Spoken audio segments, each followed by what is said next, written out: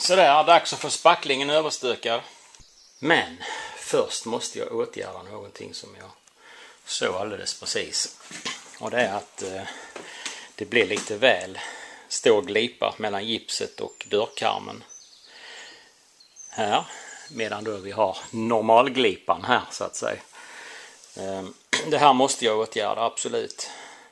Jag har en viss toleransnivå, men att släppa igenom detta hade varit att dra löjets skimmer över sig själv.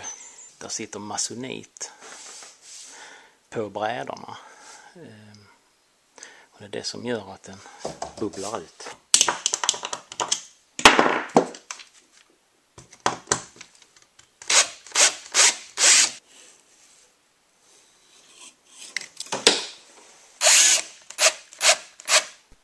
Sådär, det blir mycket bättre.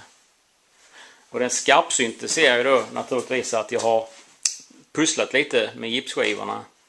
Och det är för att få det att räcka till helt enkelt.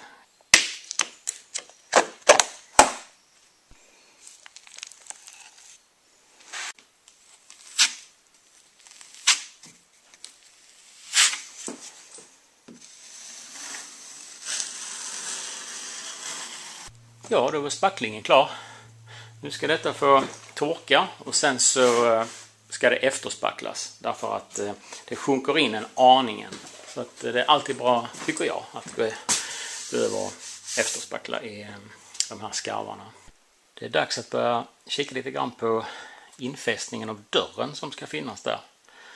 Så det betyder att jag nu kommer att börja bygga regelväggen som ska finnas här. Men först ska jag såga till en bräda. Så jag inte glömmer det. Den ska sitta uppe på ena bjälken. Där uppe, men den är för lång.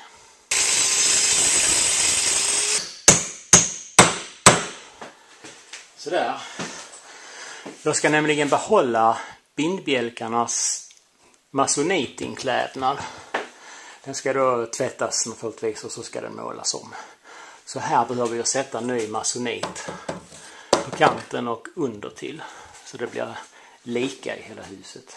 Dörren då.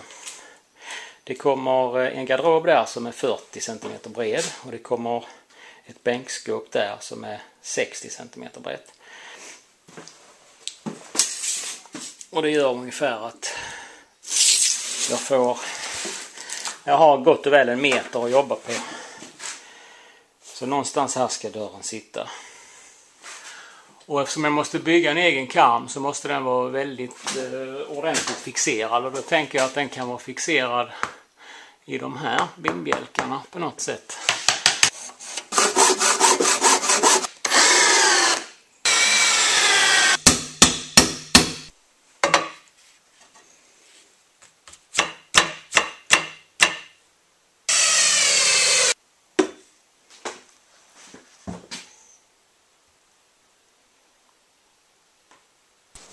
Jag har finjusterat dörren i det att jag har slipat ner, först hyvlat och sen slipat ner ena ramsidostycket så de är ungefär lika breda nu. Jag har också nya gångjärn som jag tänker använda. De är lite klena men dörren har blivit lite lättare nu när jag hyvlat till den. I alla fall, de tänker jag använda. Och det är samma modell som på den tidigare. Men den här var högerhängd och det här från vänsterhängd dörr.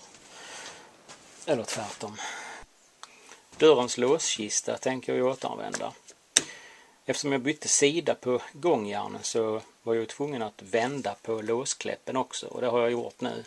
Det är bara lossa lite grann på fjädrarna så tar man ut den här bakåt, inåt och vänder på den. Så att det blir på rätt håll. Nu ska jag sätta ihop på den här och skruva i den i dörren. Och till den här låskistan har jag tänkt använda de här tryckerna. De ser inte mycket ut för världen. Men jag tror att de kan bli fina om jag renoverar upp dem.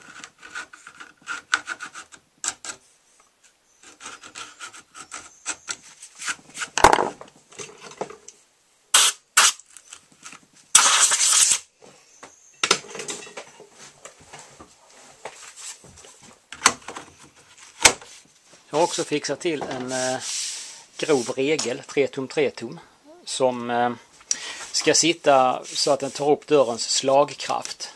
Jag bedömer att de här reglarna man köper i butikerna, de är alldeles för klena för det här. Och det är för dåligt virke också. Men det här är fur. I köpereglerna är det gran. Jag tänker inte ha någon tröskel. Eftersom jag vill främja luftväxlingen. Luften ska kunna komma från det här utrymmet, vandra under dörren och ut genom ventilen som jag kommer att sätta där i taket.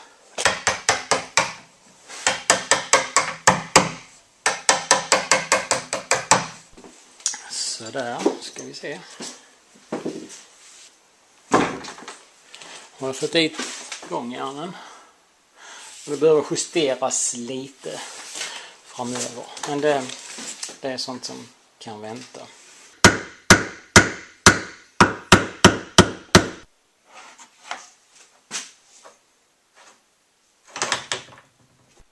Delarna till frånluftsventilen består av en flexislang som jag kommer att böja och dra på vinden ut till gavelröstet.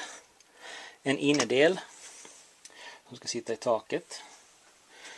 Och en utedel med galler och kåpa. Där finns ett litet stormskydd. Det som hänger där dinglar. Jag kommer att ta bort det därför att självdraget som kommer att ske kommer att vara ganska klent. Så jag behöver inte ha någonting som på något sätt hindrar det. Och så måste jag sätta ett insektsnät också. Måttet är 10 cm. Jag har ingen hålsåg som är 10 cm i diameter. Så jag får såga de här hålen som behövs på frihand. Jag kommer att använda en stoss till spirorör som mall. Den här är 10 cm. Och nu kommer det bli lite dammigt eftersom jag måste flytta undan en del isolering. Så, där är borren.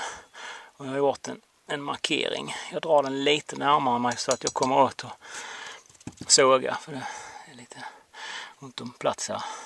Det var hålet upptaget. Och det blir inte jättesnyggt. Men jag får täta underifrån. Men det är 10 cm det går igenom. Då var det nästa hål. Här någonstans. Så, då är hålet i gavelröstet upptaget. Och när jag mätte så, ja, det passar ju naturligtvis inte mellan locklistorna. Så att istället för att behöva ta ner 2 locklistor så väljer jag att ta ner en och såga till den. Så där kommer ventilen att hamna.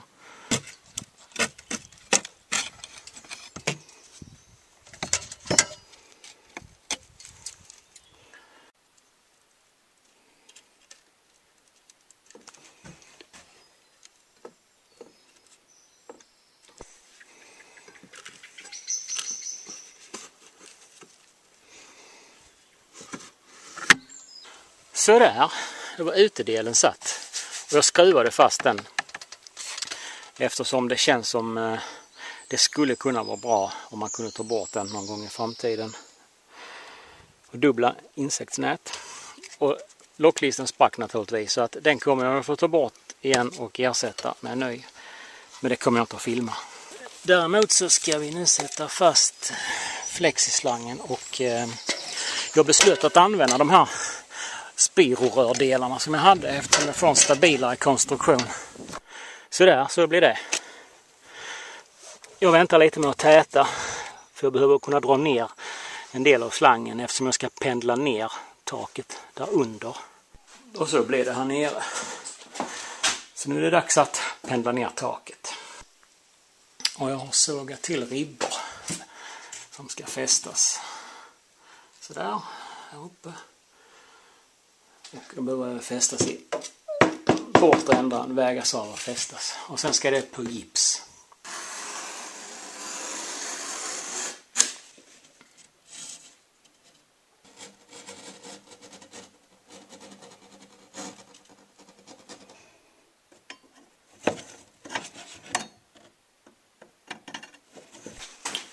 Så, nu är frånluftsventilen i funktion. Och det enda som är kvar att göra det är att isolera röret på vinden och måla den utvändiga kåpan engelskt röd.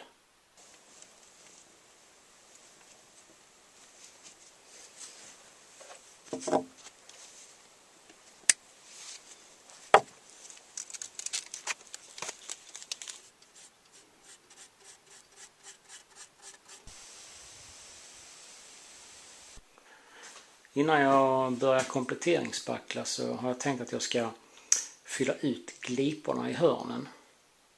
Jag vill täppa till dem av två anledningar. Dels så vill jag förhindra konvektion. Och dels så vill jag minimera möjligheten för insekter att fara upp och ner i väggarna. Och till det tänker jag använda akrylatfog. Jag är ingen stor älskare av det här materialet, men jag vill ha något plastiskt som kan ta upp rörelserna i byggnaden.